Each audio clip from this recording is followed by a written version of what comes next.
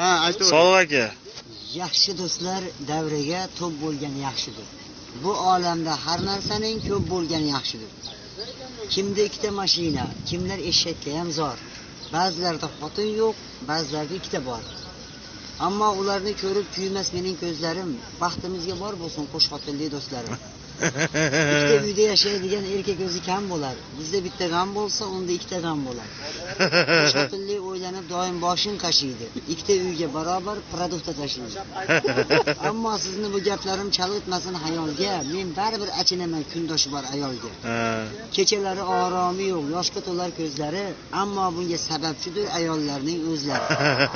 Ba'zan ishdan charchab kelsang, hatto hormay yemaydi. Qorni ochib ketdi desang, aslo g'am ham yemaydi.